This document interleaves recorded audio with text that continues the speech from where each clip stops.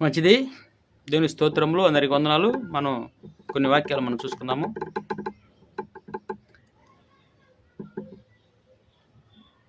మల్లె పువ్వు ఒక్కరోజు బ్రతికిద్ది, కానీ దాని వాసన అనేకులను ఆకర్షించింది. మంచి వాసన ఇచ్చే ఒక్కరోజే బతికేది. ఒక్కరోజు బతికితేనేమి అనేకులు పడి చస్తారు ఆ వాసనకి. ఒక్కరోజుకే.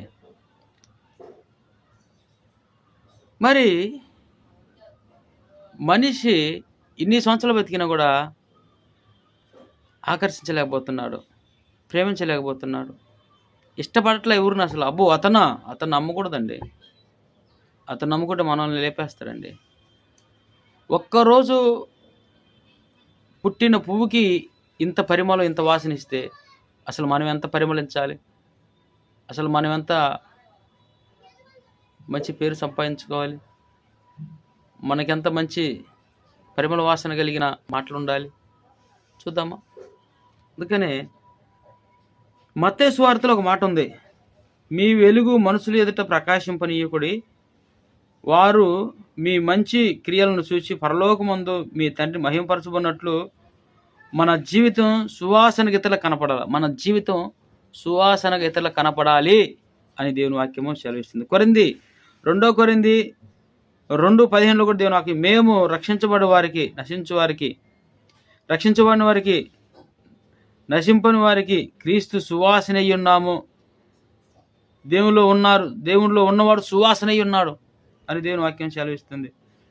అందుకనే ఒక చిన్న మల్లెపూ బ్రతికిన కాలం సువాసనతో